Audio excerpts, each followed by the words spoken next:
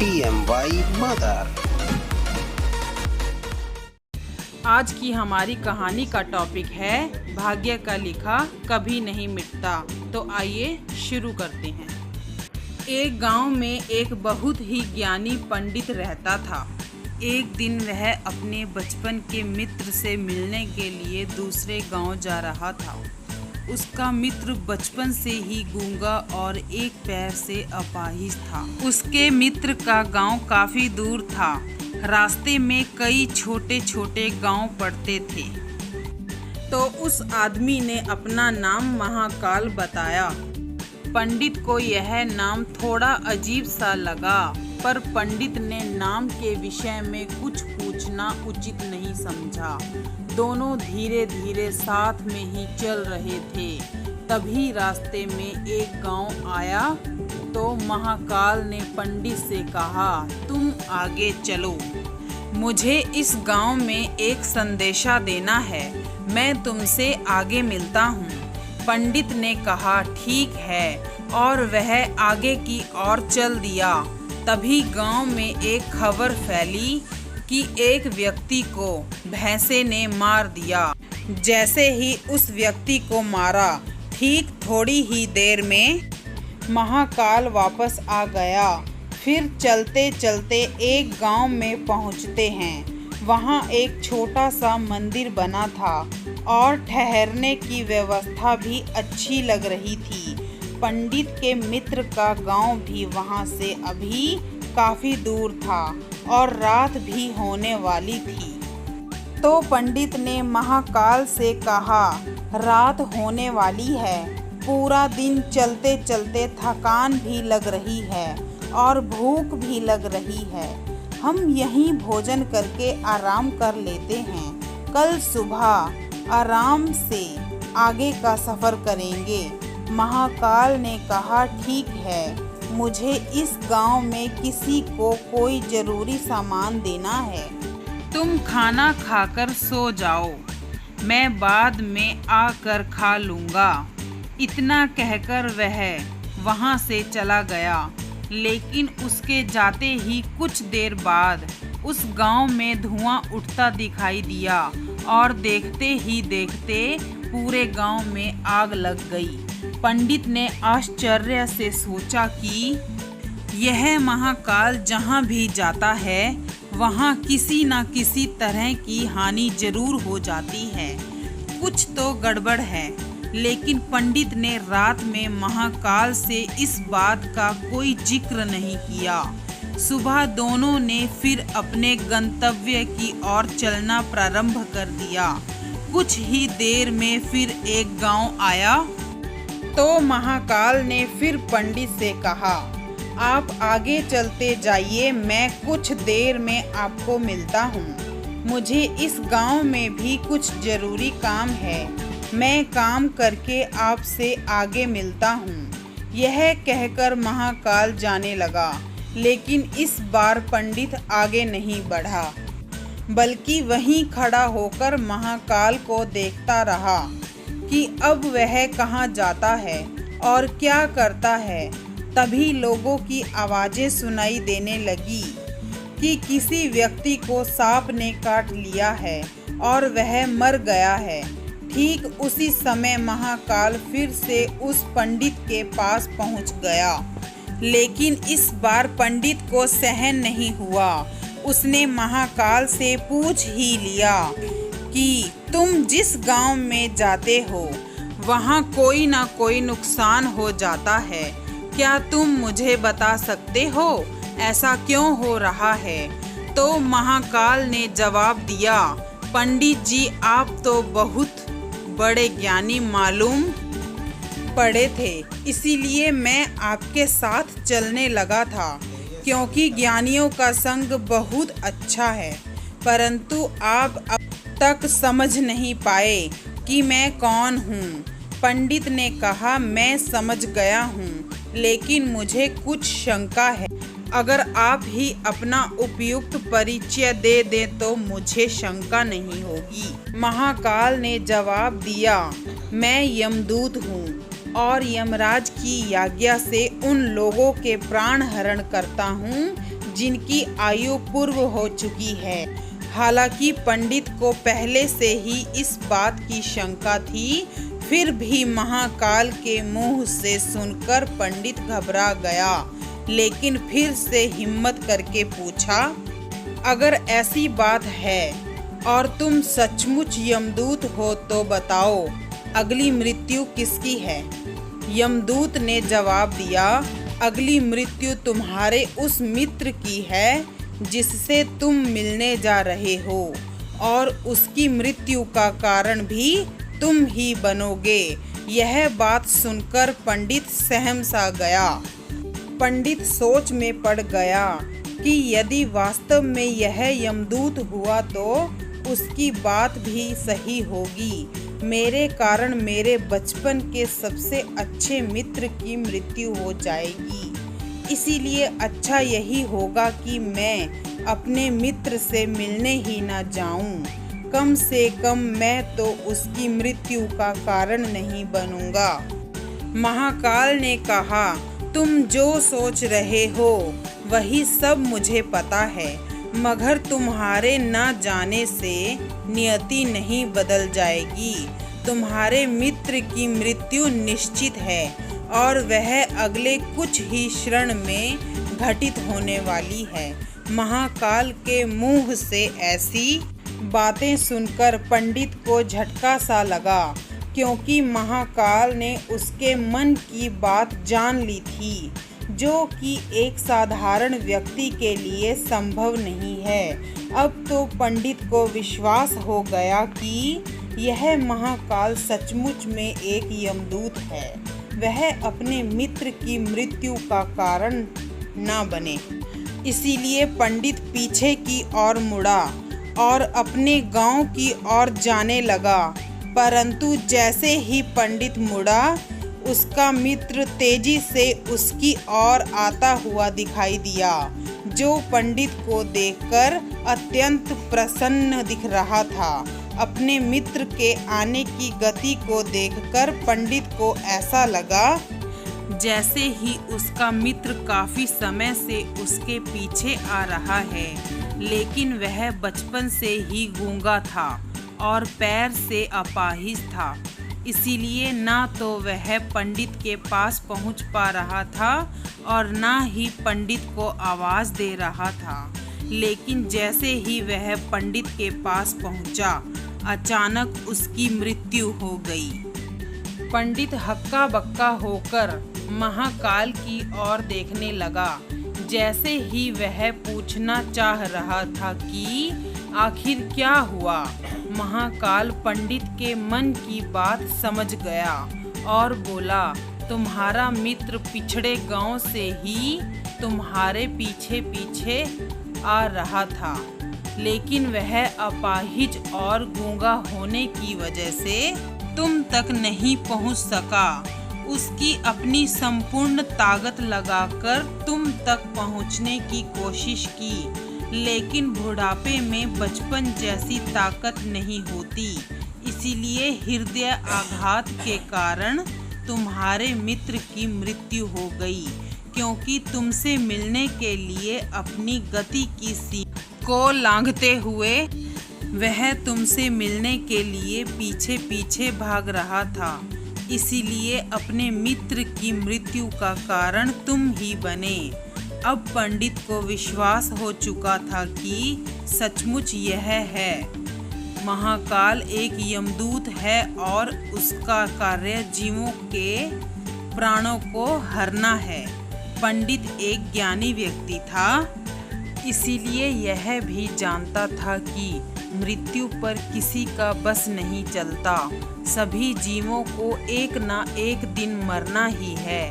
यही सोचकर उसने अपने आप को संभाल लिया, लेकिन अचानक पंडित के मन में स्वयं की मृत्यु के बारे में जानने की इच्छा हुई। इसीलिए उसने महाकाल से पूछा, जब मृत्यु मेरे ही मित्र की होनी थी तो शुरू में तुम मेरे साथ ही क्यों चल रहे थे? महाकाल ने जवाब दिया, मैं तो सभी के साथ चलता हूँ और हर क्षण चलता रहता हूँ, किंतु लोग पहचान नहीं पाते क्योंकि लोगों के पास अपनी समस्याओं के अलावा किसी और व्यक्ति, वस्तु या घटना के संदर्भ में सोचने, समझने और देखने का समय ही नहीं होता। पंडित ने कहा, क्या तुम बता सकते हो कि मेरी मृत्यु कब और कैसे होगी? तो महाकाल ने कहा, हालांकि किसी सामान्य जीव को यह जानना ठीक नहीं है, क्योंकि कोई भी जीव अपनी मृत्यु के बारे में जानकर दुखी ही होता है, लेकिन तुम ज्ञानी व्यक्ति प्रतीत होते हो और अपने मित्र की मृत्यु को तुमने जितनी आसानी से सहन कर लिया है, उसे देखकर लगता है कि तुम अपनी मृत्यु के बारे में जानकर भी दुखी नहीं होंगे। इसीलिए मैं तुम्हें बता देता हूँ कि तुम्हारी मृत्यु आज से ठीक 6 महीने बाद आज के दिन ही किसी दूसरे राज्य में फांसी लगने से होगी। और सबसे आश्चर्य की बात यह होगी कि तुम स्वयं खुशी से फांसी को स्वीकार कर लोगे। इतना कहकर महाकाल जाने लगा, क्योंकि महाकाल का पंडित के साथ चलते रहने का अब कोई कारण नहीं था। पंडित भी अपने मित्र की यथाशक्ति कर्म कांड करके अपने गांव चला गया, लेकिन कोई व्यक्ति कितना भी ज्ञानी क्यों ना हो, अपनी मृत्यु की बात सुनकर दुखी तो होता ही है और मृत्यु से बचने के लिए कुछ ना कुछ करता ही है। तो पंडित ने भी किया। पंडित विद्वान था, इसीलिए उसकी ख्याति उस राज्य के राजा तक थी। उस पंडित ने सोचा कि राजा के पास तो कई ज्ञानी मंत्री हैं, वह मेरी मृत्यु से संबंधित समस्या का कोई न कोई हल निकाल ही लेंगे। पंडित यह सोचते हुए राज दरबार में पहुंच जाता है और उसने वहां जाकर राजा को सारा वृत्तांत सुनाया। राजा ने यह बात अपने मंत्रियों को बताई और उसने सलाह मांगी। अंत में सभी ने विचार विमर्श करके कहा कि अगर पंडित की बात सही है तो यह तो निश्चित है कि उसकी मृत्यु हुई 6 महीने के बाद ही होगी, लेकिन उसकी मृत्यु तब होगी जब वह दूसरे राज्य में जाएगा। यदि वह दूसरे राज्य में जाएगा ही नहीं तो उसकी मृत्यु भी नहीं होगी। मंत्रियों की यह सलाह राजा को भी ठीक लगी। बहुत सोच समझकर राजा ने पंडित के रहने की व्यवस्था महल में ही कर दी और राजा के आदेश के बिना उस पंडित से किसी को भी मिलने नहीं दिया जाता था। लेकिन पंडित कहीं भी आ जा सकता था, ताकि पंडित को यह न लगे कि वह राजा की कैद में है। परंतु पंडित के डर के कारण स्वयं ही कहीं आता जाता नहीं था। धीरे धीरे पंडित की मृत्यु का समय नजदीक आने लगा और वह भी दिन आ गया जिस दिन पंडित की मृत्यु होने वाली थी। पंडित अपनी मृत्यु को लेकर बहुत चिंतित था, इसीलिए उस दिन पंडित डर के मारे जल्दी ही सो गया, ताकि जल्दी से वह रात बीत जाए और अगला दिन आ जाए तो मृत्यु टल सके। लेकिन पंडित को स्वयं नींद में चलने की बीमारी थी और इस बीमारी के बारे में वह स्वयं भी नहीं जानता था। अतः राजा के किसी वेद को बताने का तो प्रश्न ही नहीं उठता। उसी रात पंडित को नींद में चलने का दौरा पड़ा। वह उठा और जेल से निकलकर अस्तबल में गया। पंडित राजा का खास मेहमान था, इसीलिए किसी पहरेदार ने भी उसे नहीं रोका और न ही किसी तरह की पूछताछ की। अस्तबल में पहुंचकर वह सबसे तेज चलने वाले घोड़े की पीठ पर सवार होकर नींद में ही राज्य की सीमा के बाहर दूसरे राज्य में चला गया। इतना ही नहीं, वह दूसरे राज्य के राजमहल में पहुंच गया और उस महल के पहरेदार ने भी उसे नहीं रोका और ना ही कोई पूछताछ की। सभी लोग रात के समय नींद में थे और वह पंडित सीधे राजा के शयन कक्ष में पहुंच गया, जहां राजा और रानी सो रहे थे। वहां पंडित भी जाकर लेट गया। सुबह हुई तो राजा ने पंडित को रानी के बगल में सोया हुआ देखा, जिससे राजा बहुत क्रोधित हुआ और पंडित को गिरफ्तार कर लिया गया। पंडित को तो कुछ समझ ही नहीं आ रहा था कि आखिर दूसरे राज्य में और राजा के शयन कक्ष में मैं कैसे पहुंच गया। लेकिन वहां यह सब सुनने वाला कौन था। राजा ने पंडित को दरबार में हाजिर होने का हुक्म दिया। कुछ समय बाद पंडित को दरबार में लाया गया। कुछ समय बाद राजा का दरबार लगा और जहां पंडित को देखा और देखते ही क्रोधित होकर पंडित को फांसी पर चढ़ा देने का आदेश सुना दिया। फांसी की सजा सुनकर पंडित कांप गया।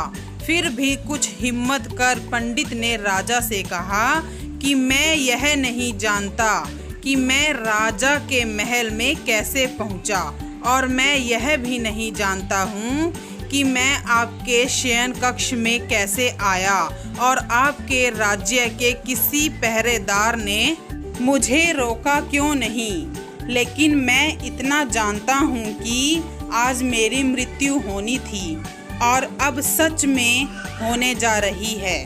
राजा को यह बात थोड़ी अटपटी लगी।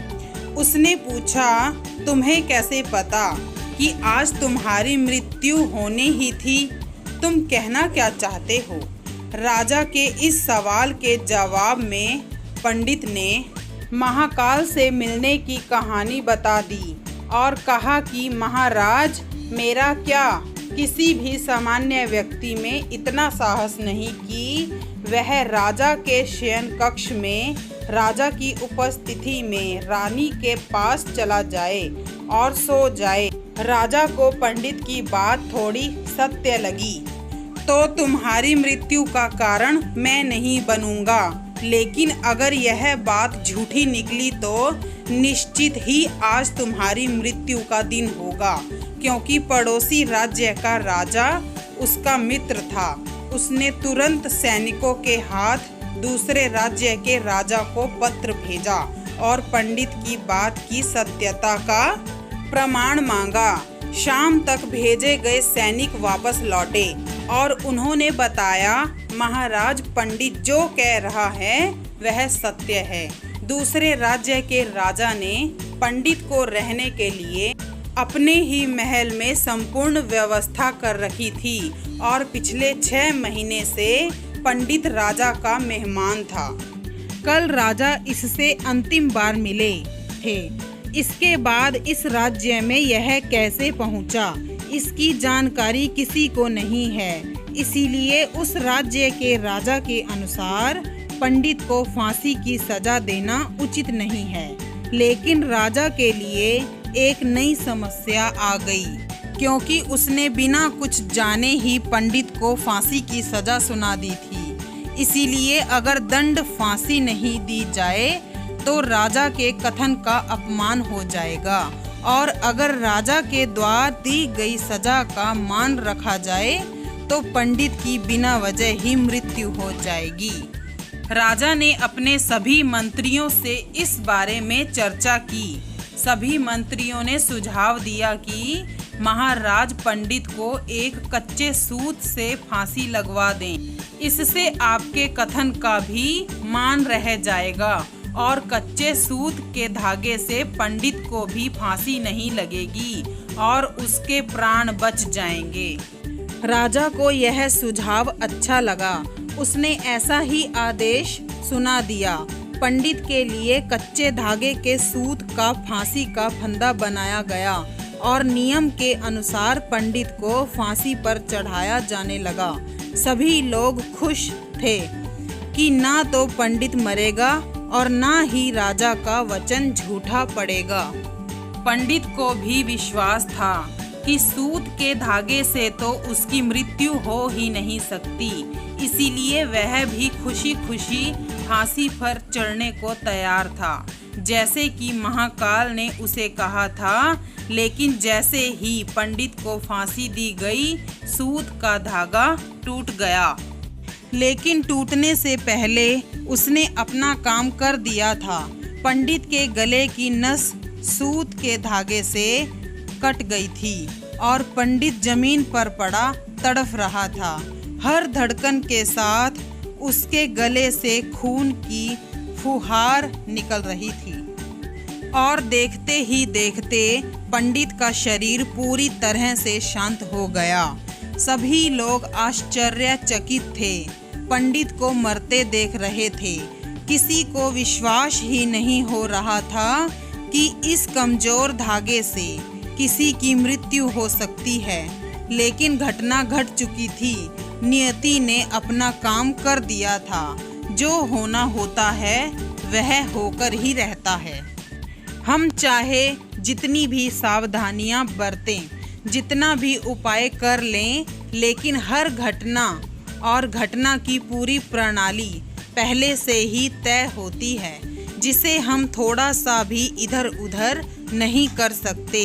इसीलिए ईश्वर ने हमें भविष्य जानने की क्षमता नहीं दी है, ताकि हम अपने जीवन को ज़्यादा बेहतर ढंग से जी सकें। और यही बात उस पंडित पर भी लागू होती है। यह पंडित ने महाकाल से अपनी मृत्यु के बारे में ना पूछा होता तो 6 महीने राजा की कैद में डर डर कर जीने की बजाय ज़्यादा बेहतर जीवन जीता। अगर आपको ये कहानी अच्छी लगे तो चैनल को लाइक सब्सक्राइब करना ना भूलें।